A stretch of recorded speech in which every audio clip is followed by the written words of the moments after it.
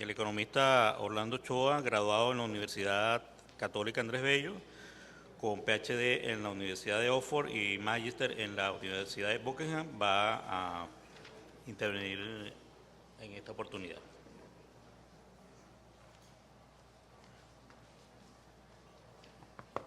Ahora está mi presentación.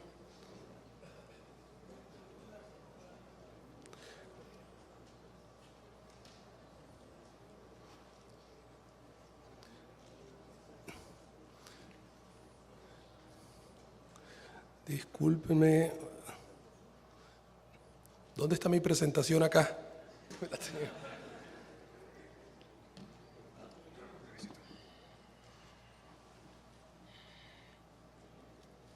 Esa calle ya estaba abierta, pero no está. Ponía que no le iban a cerrar.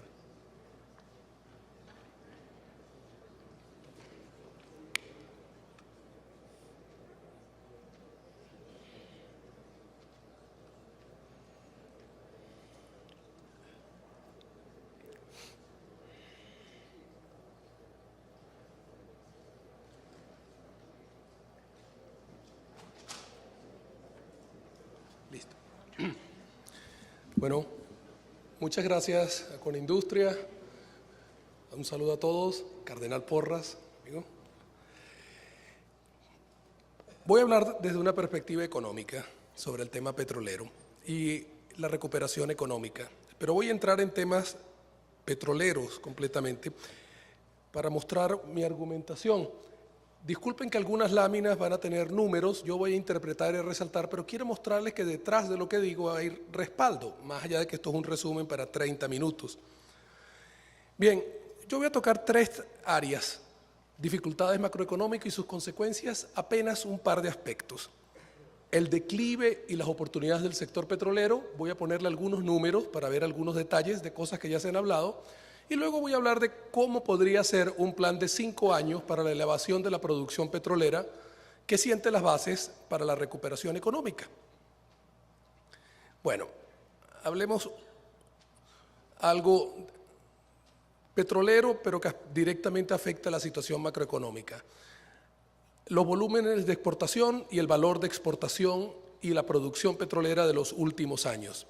Cruzando fuentes internacionales con fuentes de PDVSA, lo que eso nos dice es que desde el año 2012, cuando exportamos 91.800 millones de dólares en petróleo, al año 2016 caímos a 24.900, pongamos 25.000 millones de dólares.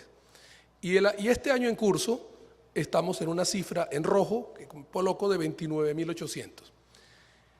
Para funcionar la economía venezolana con un control de cambio distorsionante, vimos que necesitamos al menos unos 55 mil millones. Si reducimos necesidades, si restringimos, podemos pasar a unas circunstancias actuales. El volumen de producción total lo vamos a analizar más en detalle, pero como podrán ver está cayendo. Y el volumen de exportación, que no es matemáticamente exacto que restarle a la producción el mercado doméstico, porque se usan los líquidos de gas y los condensados que se mezclan con la producción de líquidos. Otro aspecto que quiero mostrar es el servicio total de la deuda, República y PDVSA. Si vemos la parte roja, servicio de la deuda del gobierno, la parte del servicio de PDVSA, los años 2017, 18, 19 y 20 son pagos importantes de más de 8.000 millones de dólares al año. Si ustedes toman en cuenta esto, 8.000 a 10.000 millones al año sobre una exportación que llega a 30, no incluye el servicio de deuda con China, no incluye las necesidades de importación de crudo, productos diluyentes de PDVSA, no incluye las importaciones del resto del país, evidentemente es una situación grave. Y nosotros, a diferencia de otros países de la OPEP, no acumulamos reservas grandes. Y además se desindustrializó el país. Ya sabemos la parte trágica de la economía del país, en la cual no voy a entrar en esta ocasión. Ahora, la lámina anterior muestro los pagos mensuales en el servicio de la deuda, que tiene también puntos de acumulación, puntos importantes altos, como son octubre y noviembre de este año, para lo cual no hay recursos ni ha habido capacidad de hacer una maniobra de financiamiento. Por lo tanto, La alternativa es reducir las importaciones aún más del sector privado para liberar recursos para evitar un default. Veamos dentro del sector petrolero varios de los temas que se han tocado, pero antes déjenme tomar una lámina también de temas que se han tocado acá. 90 años de desempeño económico. En 1925 producíamos casi 60.000 barriles de petróleo. Del año 25, y no lo tomo por razones políticas, lo tomo simplemente por el desempeño económico y petrolero. Si nosotros vemos cuál fue el periodo de mayor crecimiento de la historia económica de Venezuela, fue de 1925 a 1960. Pasamos de una industria petrolera pequeña a una industria petrolera a escala global. Y además otras dos características. Se montó un sector privado en un país de más de 3 millones de habitantes empobrecido a 1960, un país de casi 7 millones de habitantes, con un ingreso por habitante que era 140% el de Europa Occidental de la época. Y era uno de los 10 países con el ingreso por habitante más alto del mundo. La otra característica era que eso no fue solo por petróleo. Orden fiscal, disciplina monetaria, estabilidad cambiaria y una inflación que si la vemos de ese periodo fue 1,1% anual por 35 años. Cuando una economía crece al 8%, significa que su producto se duplica, déjame subir esto, significa que el producto se duplica cada 9 años. Eso quiere decir que en 35 años se duplicó 9 años, a los 9 años se duplicó el ya duplicado y a los siguientes 9 años se duplicó el ya duplicado. Por lo tanto, pasamos del fondo de América Latina al más alto nivel de ingreso. El producto por habitante creció 5%. Ese es el crecimiento de China en su producto por habitante hoy. Incluso si nuestro crecimiento poblacional es ahora más bajo, pues nosotros requeríamos para emular un crecimiento del ingreso por habitante de 5%, crecer al 7% interanual. En fin, en los años 60 al 74 el crecimiento cae a la mitad, 4%. Del 74 al 98 cae a 1,5%, pero la población crecía 2,7%, con lo cual en los años finales de los 70 hasta finales de los 90, Venezuela retrocedió en términos de ingreso por habitante. La inflación subió a 28% interanual promedio y pasamos de 1/3 de pobreza a principios de los 80 a 2/3 de pobreza a finales de los 90. De manera que Hugo Chávez en cierta forma fue una consecuencia de problemas económicos y sociales no resueltos. Yo recuerdo esto porque los problemas económicos de los 70 y 80, o mejor dicho, de los 80 y 90, cuando los vemos hoy, parecen sencillos de resolver. Y no los pudimos resolver, en parte porque también se pensaban que eran fáciles, que el petróleo podía resolverlos, y cometimos errores que se acumularon por años. Sobre la evolución de la producción petrolera a lo largo de los años. El mensaje es que hemos tenido grandes fluctuaciones. Las primeras décadas fue en ascenso. De 1925 a 28 subimos más de 200.000 barriles, estábamos en pleno ascenso. En la Segunda Guerra Mundial cayó la producción los primeros años con los submarinos alemanes en las costas venezolanas y luego en 4 años subimos casi 500.000 barriles, del 42 al 45. En los años 50, casi 1 millón de barriles del 50 al 56. Luego, entre el año 60 y 70, ya cuando la reversión petrolera se veía venir y pasamos a elevar la producción a 855.000 barriles. De hecho, en el año 70 llegamos al máximo, 3.700.000 barriles. Del año 70 al 86, cuando la cuota de la OPEP de Venezuela nos bajó a 1,6 millones, tratando de mantener el precio, le abrimos espacio a la producción de alto costo del Mar del Norte y de otras partes del mundo. La producción cayó 2 millones de barriles entre el año 70 y el 86, en parte por la reversión, la falta de inversión, el cambio a PDVSA y luego por las cuotas de la OPEP. Y del año 86 al año 98 subimos 1.650.000 barriles. De manera que es una historia de grandes fluctuaciones. Ahora tenemos una fluctuación en dirección contraria, por supuesto. Los últimos años, para mostrarlos, del 2000 al 2016, pasamos de algo más de 3 millones de barriles, supuestamente ya en el 2000 sí, cuando estaba antes de los conflictos del 2001, 2002, 2003, a una cifra que está por debajo de 2.500.000 en el caso, sí, de líquidos para el 2016.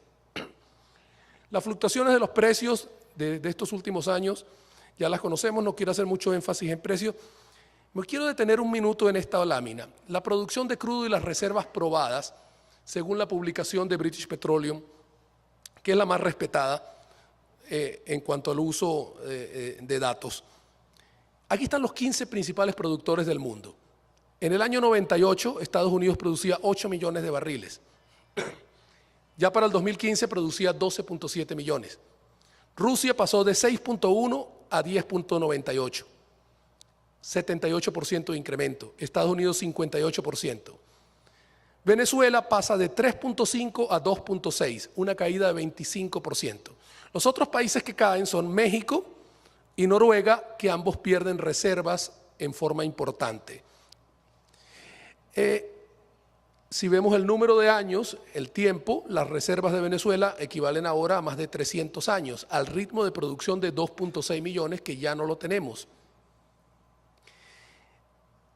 De los 15 principales países, el único que ha retrocedido en forma importante, sin problemas de reservas, es Venezuela. Otra comparación es el cambio de las reservas. Entre el año 2001 y 2015, Venezuela pasó de 77.700 millones, Humberto mencionó la cifra, a 300.000 millones. Disculpe que la cifra es pequeña, yo les voy a decir la importante. Estados Unidos pasó de 30.000 millones de reserva a 55.000. Pero fíjense ustedes China, del cual se mencionó y con el cual tenemos una relación que comentaré algo más tarde. China tenía en el año 2000 24.000 millones de barriles de reserva y en el año 2015 tiene 18.500. Su producción pasó de 3.3 a 4.3 millones de barriles diarios. China es el único país de estos 15 que subió su producción a pesar de que sus reservas caen un 25%. Y al ritmo que produce, sus reservas durarían 12 años. Y China tiene la segunda economía del mundo con necesidades de petróleo. De ahí el interés de China en una relación con el país con las más grandes reservas, cuyo potencial no se ha podido desarrollar. Con los Estados Unidos, por supuesto, tenemos una relación especial y tenemos una compañía petrolera, refinerías, y es un mercado cercano e importante. Pero yo no veo ningún problema en que Venezuela suministre petróleo a los Estados Unidos, a China y a la India. Nuestro principal cliente individual es de la India, el que compra individualmente. Y es, por supuesto, una economía de alto crecimiento y también de fuertes importaciones. Tener como los tres principales clientes a las tres economías de mayor dinamismo del planeta, creo que no tiene ninguna dificultad y debemos aceptarlo en un mundo global. La tendencia de las exportaciones y de la producción, si las vemos, las exportaciones vienen cayendo y la producción viene cayendo. Ya voy a entrar en algo más detalle de eso. Cuando vemos las importaciones y exportaciones de derivados del petróleo trimestralmente, el consumo nacional, que llegó a estar por encima de 700.000 barriles, ya está por debajo de 500.000 barriles, por las razones obvias. La economía del país se ha contraído en más de un tercio, la caída de actividad económica, la flota de transporte privado, la flota de transporte público, de transporte de carga, las razones que conocemos. Y aún así, eso ha liberado productos para exportar. Y aún así, el cuarto trimestre del 2016, por primera vez en la historia de Venezuela que yo conozca, el monto de exportación de derivados iguala la importación. La importación es fundamentalmente de diluyente, insumos para refinerías y nafta para poder movilizar crudo extrapesado. Rubros claves para sostener la producción de extrapesados cuando la producción de crudos livianos y medianos ha caído sustancialmente. Si vemos rápidamente la composición de las exportaciones de crudo convencional y el syncrude es lo que el mercado internacional llama al producto de los mejoradores de crudo que se refirió también Humberto. Fíjense ustedes cómo El Syncrude, que es el azul ligero, se mantiene, son unos 380.000, 400.000 barriles, a pesar de que la capacidad instalada es de más de 600.000 barriles. El componente morado, que es el crudo Mesa 30, ha venido desapareciendo. Lo poco que se produce, la caída ha sido importante, se está mezclando para producir el crudo Merey de 16 grados. Y además tenemos también otros crudos convencionales cuya producción ha caído. Nuestra exportación se está haciendo más pesada por problemas en la producción de crudos ligeros y medianos, donde ha caído, ya los vamos a analizar algo, y por problemas en refinación. Las exportaciones de productos refinados también están cambiando, de nafta, gasoil, gasolina de jet, que se sigue exportando algo, pero viene cayendo. Estamos prácticamente concentrados en fuel oil. 75% de los productos refinados es un producto residual. Las importaciones que mencioné de crudo y productos, si tomamos el valor de estas importaciones hechas por PDVSA del 2012 al 2016, suman la asombrosa cifra de 38.100 millones de dólares. Es decir, si Venezuela no pudiese elevar sus exportaciones, pero redujera sus importaciones petroleras, alcanzarían para abastecer de alimentos y de medicinas a todo el país.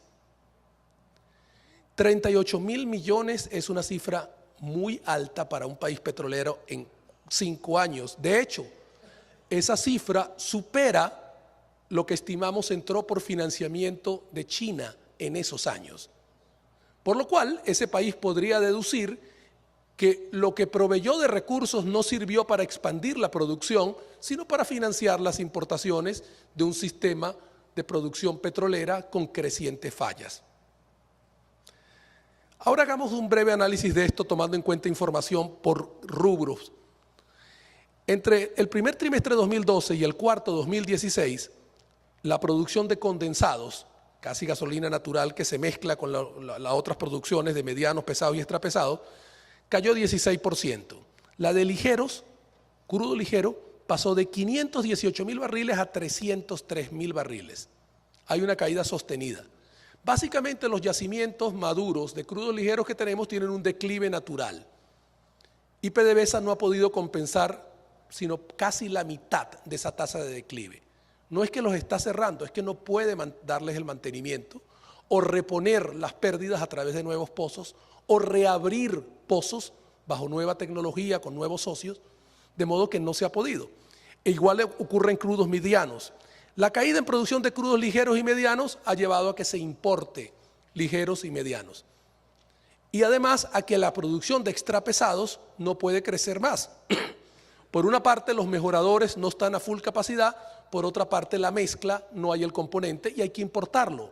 Y si se importa, las divisas están limitadas y las necesitamos para importar alimentos y medicinas prácticamente en un sistema de racionamiento con alta corrupción en el régimen cambiario. Entonces, PDVSA o mejor dicho, PDVSA y los socios, porque el diluyente se usa con las empresas mixtas, tienen las limitaciones que tiene el país por razones cambiarias y por razones endógenas a PDVSA. Si vemos la producción y exportación del 2015-2016, los dos últimos años, vemos que la producción total cayó de 2.656.000 barriles diarios promedios observables, data internacional, los tenemos en ligeros, medianos, pesados y extrapesados, a 2.379.000, una caída de 10,4%. Y las exportaciones cayeron de 2.318.000 a 2.115.000, 8,7%. Esta es la caída más acentuada de todos esos años. Ese año, 2016, Schlumberger a principios de años redujo su nivel de actividades en Venezuela a 10%. Schlumberger trabaja en Venezuela prestando servicios a Pozo desde el año 1931 y luego de diferencias agudizadas y falta de capacidad de pago de PDVSA, incumplimiento de algunas propuestas, se redujo. Otras se han reducido gradualmente. Como mencionaba César Hernández, la tercerización sería la respuesta. Y no es que a la PDVSA actual no se le haya ocurrido. luego de cometer los graves errores de nacionalización de las empresas de servicios, como mencionó Humberto, es que no tienen la capacidad de pago. Y además, los problemas macroeconómicos del país agudizan las dificultades de caja de PDVSA. Recuerden que cuando se está importando productos a 10 bolívares, es porque PDVSA está vendiendo 70% al menos de sus divisas a 10 bolívares, lo cual le genera un enorme déficit en bolívares que el Banco Central suple, y esa masa de bolívares, cuando entra al sistema de pagos, presiona el paralelo, sube la inflación, sube el déficit fiscal y tenemos este desmadre macroeconómico que acompaña los problemas petroleros. Hay 42 empresas mixtas. Algunas son muy pequeñas, como decía Humberto, prácticamente saludos a una bandera. Otras son grandes, otras tienen potencial de elevar la producción, otras tienen acuerdos de tener fideicomisos donde podrían el socio B minoritario colocar recursos para financiar la expansión de todo el proyecto y luego cobrarse, y el socio mayoritario PDVSA, que no tiene un centavo, participar. Pero eso también requiere que funcione la macroeconomía, la tasa de cambio a la que se hacen las operaciones y se hace la inversión. Y eso requiere además también otros problemas que hay en las operaciones de las empresas mixtas. ¿Cómo podríamos resumir? Si la mitad de la producción por el declive de PDVSA está en las empresas mixtas, estamos en algo más de 2 millones de barriles de producción y 1 millón está en manos de las empresas mixtas. 1 millón en PDVSA, 1.100.000 quizás. 1.100.000, y exactamente en el año 98 PDVSA producía 3 millones de barriles y las asociaciones con empresas extranjeras producían 300.000, 3.300.000.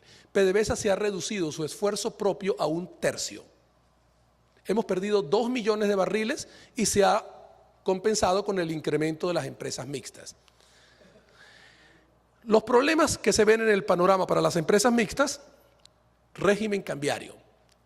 La piedra angular para poder hablar de política petrolera, activar el sector petrolero, poder hablar otra vez, vamos a modificar términos fiscales, vamos a hacer cumplir los contratos, vamos a hacer que la procura funcione, vamos a cambiar la participación del socio B más activamente, es que el régimen cambiario funcione. Lo mismo que el sector privado venezolano. Para que el régimen cambiario funcione hace falta tener un plan de estabilización, ya resolver el problema de financiar la brecha fiscal para que el fisco no se financie monetariamente, cerrar la brecha de las cuentas externas para poder tener un mercado cambiario con una tasa, es decir, un plan de estabilización. Y el plan de estabilización requiere financiamiento. Y el financiamiento puede venir de organismos multilaterales, de los mercados y del sector petrolero. Y el sector petrolero podría contribuir a facilitar el financiamiento para el plan económico, y al hacerle eso, facilita que el financiamiento de los proyectos petroleros funcione. En esa línea de trabajo he estado revisando y haciendo presentaciones para evaluar la respuesta en varias partes del mundo. Fíjense, otro tema que hay que tocar, que también se mencionó previamente. Un buen ejemplo de flexibilidad para atraer nueva inversión petrolera. Brasil, en el año 2010, le estableció